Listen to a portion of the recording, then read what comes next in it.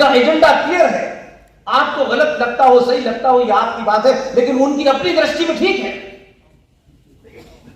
हम उनसे भी नहीं सीखना चाहते। इसलिए आज जिन साहब के भाई बहन रहते होंगे, जब उनसे ये सवाल पूछा जाता होगा, आप बड़ी बड़ी बातें करते हैं, हमारे आचार्य चाणक्य थे, भगवान राम थे, हम कृष्ण के वंशज हैं, लेकिन हरकतों से लगता है हम चाटुकारों के वंशज हैं। तब आपके सम्मान को ठेस नहीं लगी? किसी ने विरोध जताया और आप चुप? तब इन पद्म पुरस्कारों की क्या औकात रही? कुछ रुपए, कुछ पैसा, कुछ मुफ्त का रेल का पास, बस इससे अलावा क्या है? क्या इस पुरस्कारों के लिए कभी मंगल पांडे, शहीद भगत सिंह के लिए किसी ने पैरवी की? उन्हें नहीं। आज लेकिन एक ऐसा समय आया है जब मुझे और आपको अपनी भूमिका तय करने के लिए कोई नहीं रोक सकता। आप ईमानदारी से अपनी भूमिका तय करें और फिर उसको पूरी ईमानदारी से निभाएं। हम बार बार ये पढ़े, वीर सावरकर साहब ने ये कहा था, सुभाष ने ये कहा था, उसने ये कहा था, वो ऐसे थे, वो वीर गाथाएं सुनिए। लेकिन यहां जब किसी ने कहा शुरू में कि आप सुने, ताली बजाएं, लेकिन इस सभागार के बाद निकलने के बाद बहुत अच्छा था, बहुत बढ़िया, दीपक भाई आपने बहुत अच्छा काम किया, और फिर वो ही करने लगे जो कर रहे थे, तो ऐसी सभाओं का फिर कोई मतलब नहीं है।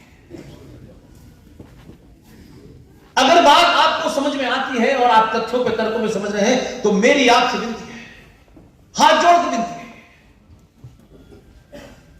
आप अगर कुछ नहीं कर सकते, अगर आपको लगता है, तो मैं एक स्लोगन मैंने बनाया और हर सभा में बोलता हूं,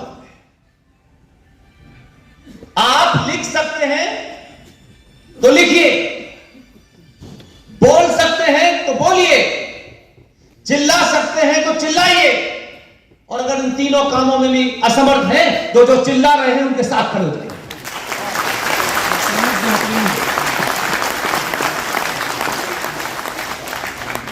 सब तलवार लेके नहीं निकलेंगे,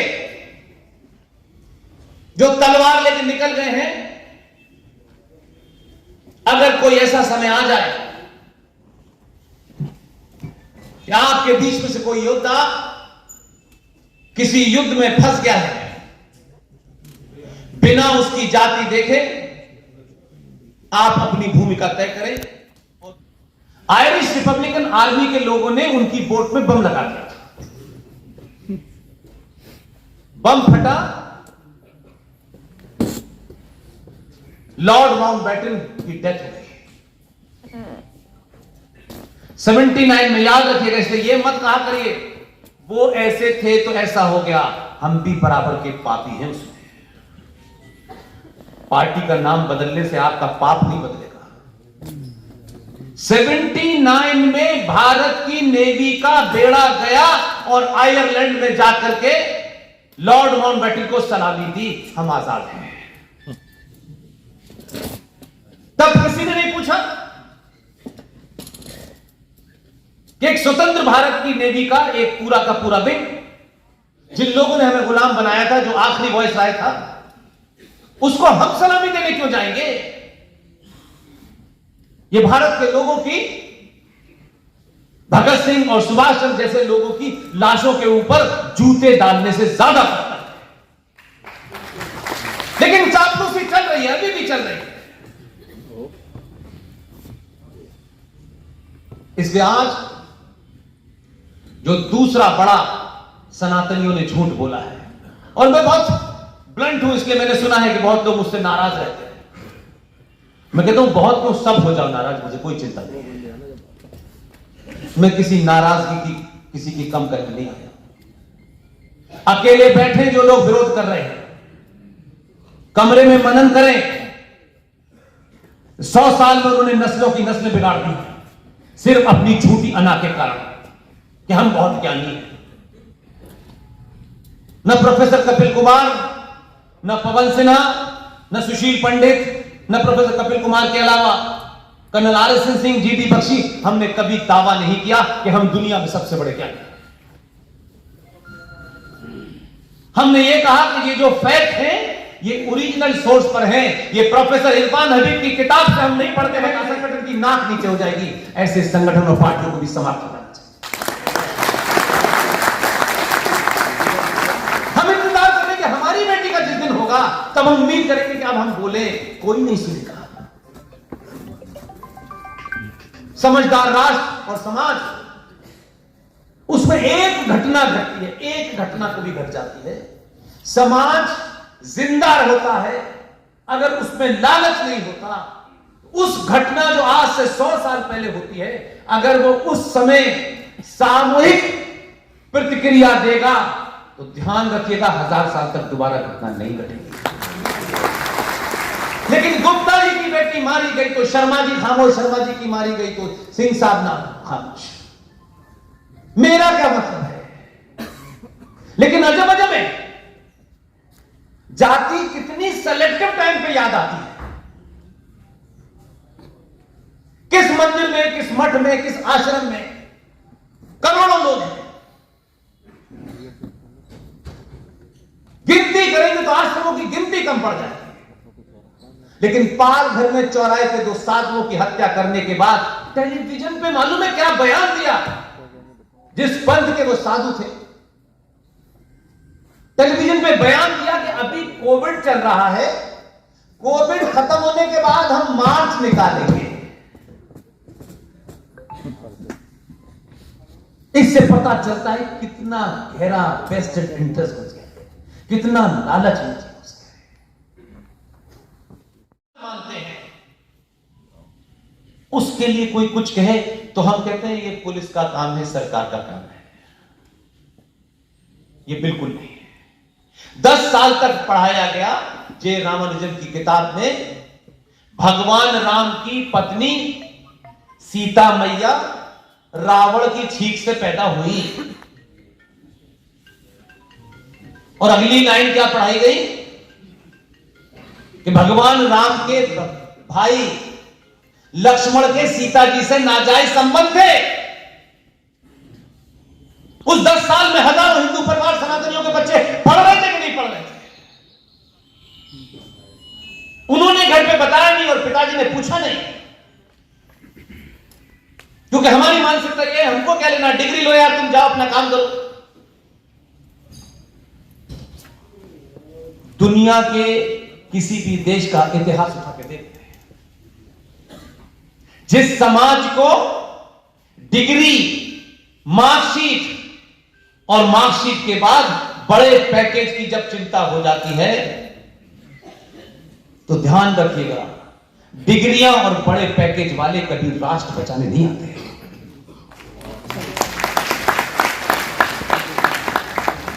और हमारे समाज में तो इतनी गिरावट आई है कि मुंबई में एक मां,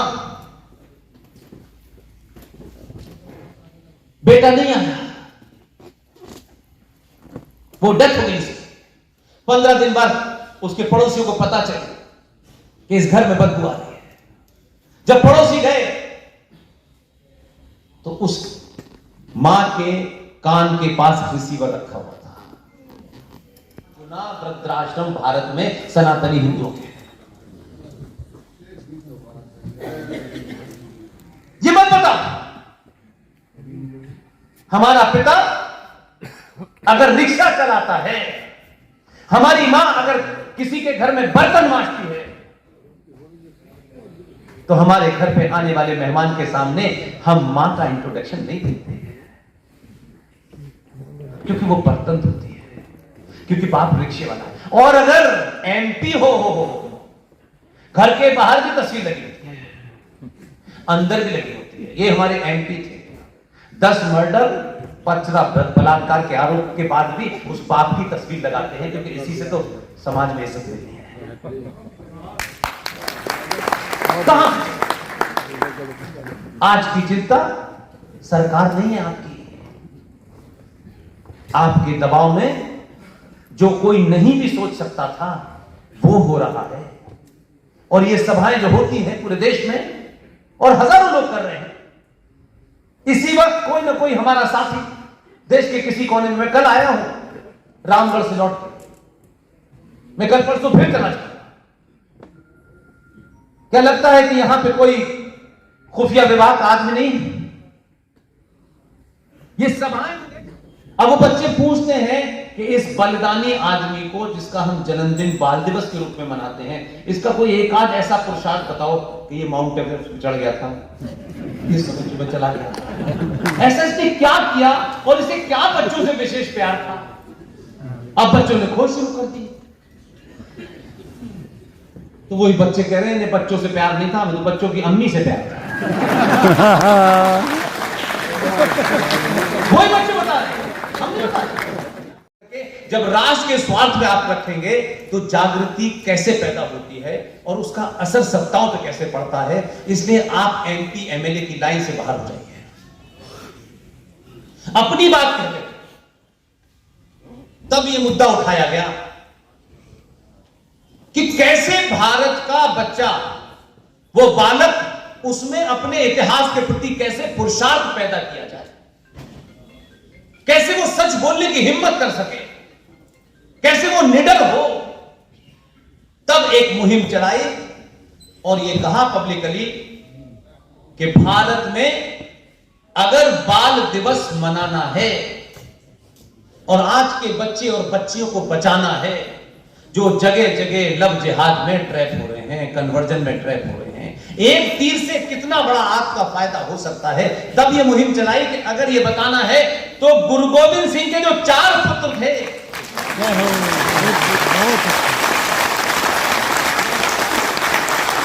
उन 4 पुत्रों में से 2 बड़े पुत्र चमकौर के युद्ध में मुगलों द्वारा धोखे से मार दिए गए। जो 2 छोटे थे, साहबजादा जोरावर सिंह और साहबजादा फतेह सिंह, एक की उम्र 9 साल और एक की उम्र 6 साल।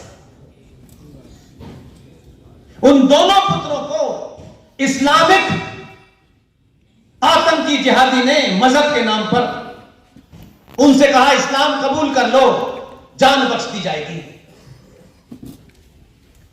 दोनों ने आंख में आंख डालकर वजीर से कहा कि वाहे गुरु के अलावा किसी को नहीं मानेंगे। देवी को जब पता चला तो उनका देहांत हो गया हार्ट अटैक से। हमने कहा कि अगर बाल दिवस मनाना है, बच्चों को जो आज सामने वो फेस कर रहे हैं कि क्या वजह है कि कन्वर्जन हो रहा है, तो आपको बच्चा पूछता है क्या फर्क पड़ता है, उसको तब पता चलेगा कि ये आज के पागल नहीं है, ये पैदाइशी पागल है।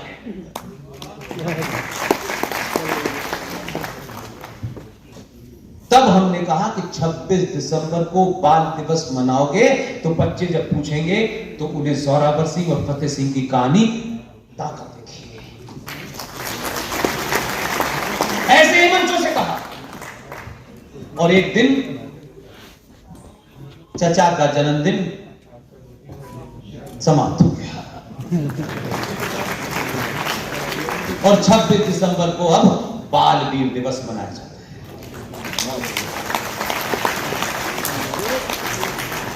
इसलिए आप अपना नैरेटिव ठीक रखें, क्योंकि आप 700 साल के बाद आपकी हल्की सी नींद। इसलिए किताबों में वीर सावरकर को नहीं पढ़ाते, उनके ऊपर सवाल खड़ा करते हैं। और कौन खड़ा कर रहा है? जो आलू से सोना बना रहा था।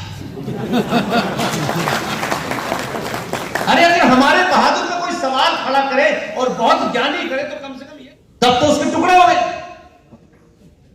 तो अगर भारत जोड़ना है तो कंधार से शुरू करो, फिर कन्याकुमारी जाओ।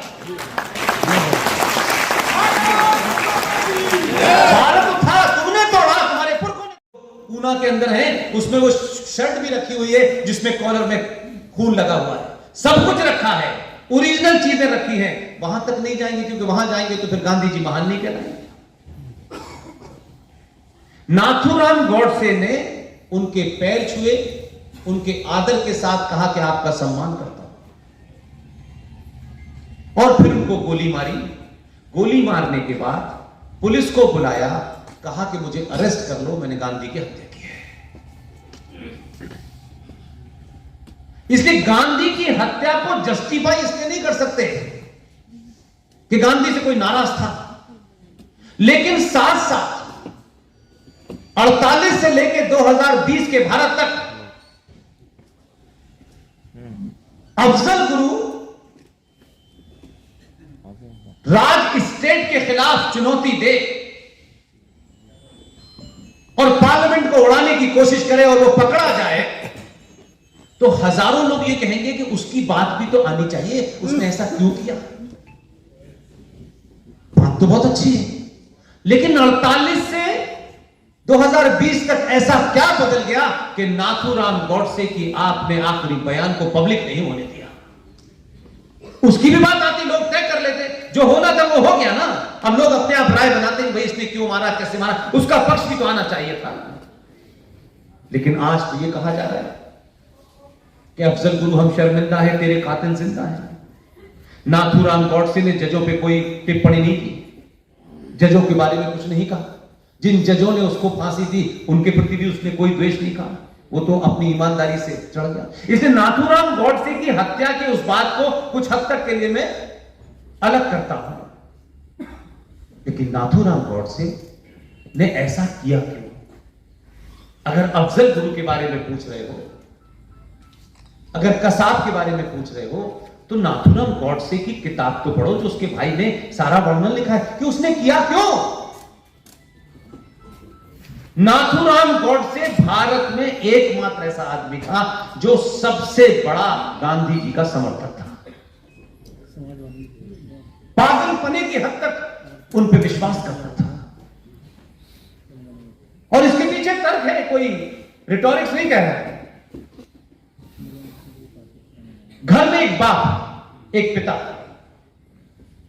अपनी बेटी से, पत्नी से, बेटे से, घर में रहने वाले लोगों से, क्योंकि वही घर से बाहर निकलता है, उसको बाहर की चीजें पता होती है। अगर वो उनसे कोई एक भरोसा दिलाए कि कुछ भी हो जाए मैं ये घर नहीं लूटने दूंगा,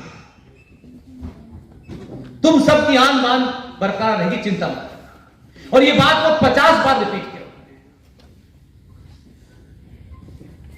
उसने मान लिया कि गांधी ने कह दिया है कि देश मेरी लाश पे बटेगा, लेकिन मेरा सवाल है दूसरा।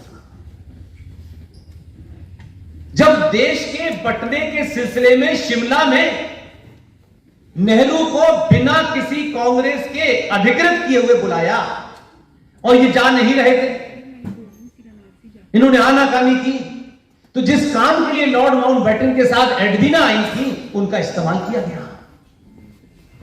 उन्होंने तस्वीरें दिखाई, ये मुंह बंद करके चले गए और साइन करा। मैं बार बार कह रहा हूं एक सवाल, जब बार बार ये हो रहा था कि मेरी लाश पे होगा, मेरी लाश पे होगा, ये तो रिकॉर्ड का बयान ना, तो इसका मतलब है कि गांधी जी को भारत के विभाजन की कहीं भनक थी, उन्हें पता चला कहीं कुछ हो रहा है। लेकिन दो घटनाएं, एक अलग से जातिगत वोट की मांग करने पर अंबेडकर ने कोई सवाल उठाया, गांधी जी वहां पहुंचे और कहा कि तुम ये वापस ले लो। अंबेडकर ने कहा नहीं वापस लूंगा, गांधी ने कहा अगर तुमने मेरी बात नहीं मानी मैं अनशन करूंगा। उस पर अंबेडकर ने कहा कि गांधी जी आप देश के लिए इंपॉर्टेंट हैं, मेरी बात सही है, लेकिन आपको हानि ना हो इसलिए मैं ये वापस, इसलिए मैं आगे आपसे बढ़ना चाहता हूं कि उस कहानी को पूरे तौर पे आप एक बार सुन लें और उसमें कोई गलती हो तो मुझे बता दें, लेकिन मैं इसको एक रोल मॉडल के तौर पर देखता हूं। जो लोग कहते हैं ब्राह्मणवाद, ठाकुरवाद, बनियावाद, ये छुआछूत, वो छुआछूत, ये उनके लिए है। जब रावण को मारा, किसने मारा? भगवान राम ने। तो भगवान राम कौन थे? क्षत्रिय, यही कहा जाता है। अब आप इस पैराडॉक्स को देखिएगा, जब भगवान राम ने रावण का वध किया तो किसी ने आज तक 2022 के भारत में किसी ने यह आरोप लगाया कि एक क्षत्रिय ने ब्राह्मण का वध किया है? आज तक नहीं किसी का। सब ये कहते हैं कि रावण के अंदर वो जो प्रवृत्ति गंदी आई उसका वध किया, रावण का वध नहीं किया। और ब्राह्मण आप उस पर आरोप लगा लीजिए अपने खुश रहने के लिए। उस मंदिर में बैठ करके रावण के वध करने वाले क्षत्रिय की वो ब्राह्मण पूजा कर रहा है। उसने एक बार पूछा कि हम इसकी पूजा नहीं करेंगे क्योंकि इसने हमारे कुल के आदमी को मारा है।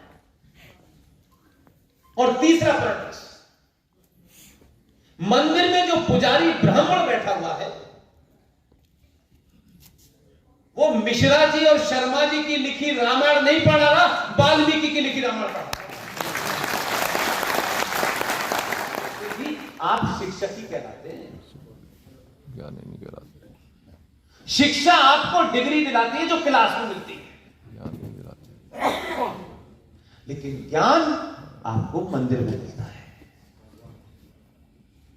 ज्ञान पीपल के पेड़ के नीचे वाले बैठने वाले उस गरीब आदमी से मिलता है जिसको दुनिया की कोई सुख साहब नहीं है।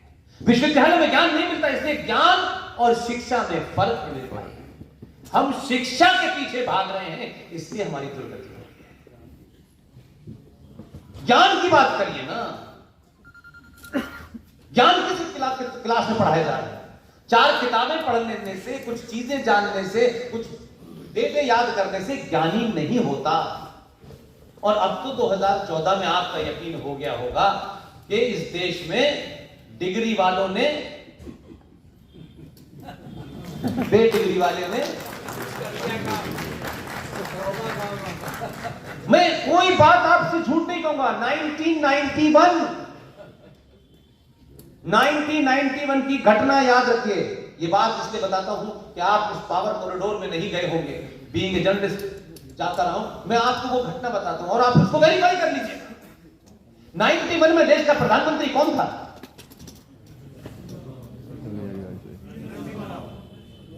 नाइन्टी 91 में आसपास की बात करिए, चंद्रशेखर थे। याद है? बलिया के चंद्रशेखर थे। 4 महीने तो रहे बेचारे। 4 महीने बाद उनकी सरकार गिर गई। मुझे उसमें इंटरेस्ट नहीं है। जब वो इस्तीफा देने जा रहे थे अपने ऑफिस से निकल के राष्ट्रपति को, तो एक आदमी ऑफिस के बाहर जो बेंचें पड़ी होती हैं जिसपे जनरली प्यून या पीए बैठे रहते हैं, उस पे एक आदमी ऐसे बैठा हुआ था। और क्योंकि ये हम लोगों के प्रत्यक्ष किस्सा है तो मुझे लगता है कि उस वक्त तो शायद उतना हम पे रिएक्शन नहीं हुआ, लेकिन बाद में जरा जब मैं इस फील्ड में आया तब मुझे लगा कि ये बात पब्लिक को बतानी चाहिए। जब वो निकल के जाने लगे इस्तीफा देने के लिए तो एक आदमी दौड़ा दौड़ा उनके पास आया, sir sir sir sir sir. और उस जमाने हमारे अलीगढ़ के पास एक जगह फिरोजाबाद, वहां के एमपी थे रामजी लाल सुबन, वो एचआरडी मिनिस्टर थे और वो बहुत सारे कामों में व्यस्त रहते थे, कार में, बस में, घर में, सब जगह एक ही काम करते थे। तो वो जाने लगे तो उस आदमी भागा वो चंद्रशेखर के पीछे पीछे कि सर सर सर मेरा छोटा सा आपसे मेरी रिक्वेस्ट है। तो चंद्रशेखर आप जानते हैं थोड़ा फक्कड़ किस्म के आदमी थे, बहुत ज्यादा बहुत ठंडी चाय गर्म चाय वाले आदमी थे। तो वो रखे बोले क्या बात है कि सर साहब आप जा रहे हैं सर मेरी फाइल पर साइन कर दीजिए, मुझे यूजीसी का चेयरमैन की जगह खाली हो मिल जाएगी। तो उन्होंने कहा तुम इतनी देर में बता रहे हो, एचआरडी मिनिस्टर के साइन होंगे उसमें प्राइम मिनिस्टर के साइन नहीं होंगे, मेरी जगह खाली। अब क्या चंद्रशेखर को आया बेचारे रुक गए, उन्होंने कहा एचआरडी मिनिस्टर को बुलाओ। एचआरडी मिनिस्टर के कहां से भागता भुगता आया और पूरे देश में खबर उड़ गई कि चंद्रशेखर ने इस्तीफा देने नहीं जा रहे, उनका मन बदल गया। हमारे तो पत्रकार भाई ये कुछ भी कर लेते हैं। अब वो बेचारे बैठ गए वहीं पे, फिर आए वो एचआरडी मिनिस्टर ने कहा कि इसकी फाइल पे साइन कर दो यार, ये यूजीसी का चेयरमैन बनना चाहता है, बना दो। जानते हैं कौन था? उसका नाम है मनमोहन सिंह। उसे जीवन भर अपनी नौकरी बचाने की चिंता रही तो 10 साल का काल भी उसे मिला तो नौकरी ही करता रहा।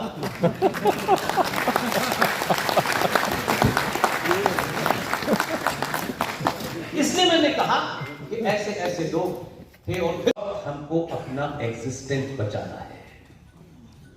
इसलिए पहला बदलाव, ये मैं नहीं कह रहा, एक विदेशी अखबार ने जिन्होंने आपके ऊपर 250-300 साल रूल किया, उस देश के अखबार ने लिखा है, ये मैंने नहीं लिखा, उन्होंने अपने एडिटोरियल में लिखा 18 मई 2014 उन्होंने लिखा है कि भारत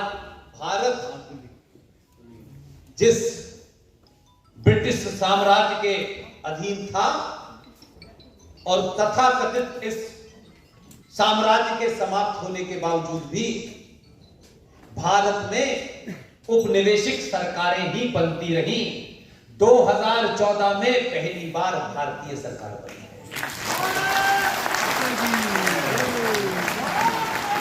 है उनके इतनी ईमानदारी के लिख दिया। आपके यहाँ के चाटुकार तो कुछ जने क्या क्या कह रहे थे। इसलिए दुनिया आपके बारे में एडिटोरियल भी लिखेगी, तस्वीर भी छापेगी। अमेरिका के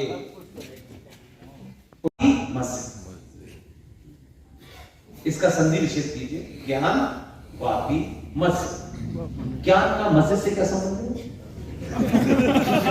क्या संबंध? ज्ञान की बात होती है, लेकिन नाम रखा ज्ञान वापी मस्जिद। विष्णु शंकर जैन के साथ में 27 लोग सर्वे के अंदर गए और दुनिया भर की वहां नौटंकी हो रही थी। दीवारों के ऊपर जो हमारे देवी देवता बने हुए थे उसके ऊपर उर्दू में कैलेंडर लगा दिया। सब कुछ हुआ, डिस्ट्रिक्ट मजिस्ट्रेट वहां मौजूद थे। मैं फिर कह रहा हूं, आप इसको मेरे पर्सपेक्टिव से देखेंगे तो आपको दूसरी तस्वीर नजर आएगी और आपको लाभ हानि से देखेंगे। एक डिस्ट्रिक्ट जज ने आदेश दिया कि कल 24 घंटे के अंदर इसके अंदर सर्वे के अंदर 27 लोग जाएंगे और आपको इसकी परमिशन देनी है। मुसलमानों ने पूरी मस्जिद घेर ली, हजारों लोग। जिस मस्जिद में 10 या 15 लोग नमाज नहीं पढ़ पाते थे वहां 5000 लोग आते और उन्होंने अपनी भीड़, क्योंकि उनके पास भीड़ है, उन्होंने रोक दिया। लॉ एंड ऑर्डर की प्रॉब्लम हो गई। डिस्ट्रिक्ट जज ने डिस्ट्रिक्ट मजिस्ट्रेट को बुलाया और कहा कि डिस्ट्रिक्ट मजिस्ट्रेट साहब, मेरे आदेश का पालन कल होना चाहिए। आप दफा 144 लगाएं, शूटेड साइड के ऑर्डर दें, कल 27 लोग इसकी मदद क्या बाप ही रहेगा, माँ ही रहेगी, काम हो या ना हो। हमने इस तरीके की परिपाटी कर दी। लिहाजा विष्णु शंकर जैन को, उनके दामाद को, प्रॉफेट मोहम्मद के दामाद को मस्जिद में फजर कहते हैं, सुबह 4:30 बजे की अजान देते हैं, जब फजर की नमाज जब अली पढ़ने गए तो तलवार से, जब वो सजदे में झुके तो तलवार से गर्दन रामलाल और श्यामलाल ने नहीं काटी थी, इन्होंने काटी थी। उनकी बेटी यानी मोहम्मद साहब की बेटी अली की पत्नी, उनके घर में आग लगा करके किसने फातिमा को मारा था? और प्रॉफेट मोहम्मद के नवासे यानी फातिमा और अली के बच्चे हसन हुसैन को करबला के मैदान में लिटा करके गर्दन पकड़ के जिबा करके पहला कलमा तैयब तैयब ने पाक ला इलाहा इल्लल्लाह मोहम्मद रसूलुल्लाह, ये कलमा पढ़ के हत्या करने वाले कौन थे? वो सारे धर्म बराबर कैसे हो सकते हैं? जो अली के नहीं हुए, जो प्रॉफेट मोहम्मद के नहीं हुए, जो उनकी बेटी के नहीं हुए, जो उनकी नवासों के नहीं हुए, आपको पागलपन सवाल हो गया कि वो आपके होंगे। तत्व पे बात कीजिए, एकेडमिक बात कीजिए। जो कौमें अपने इतिहास को भूलने की कोशिश करती हैं कि वर्तमान में जिंदा रहने के लिए इतिहास भूल जाओ। बहुत सारे हमारे बुजुर्ग हैं, स्वार्थ के लिए, ये पॉलिटिकल तलाश, अपनी दुकान चलाने के लिए हिस्ट्री में क्या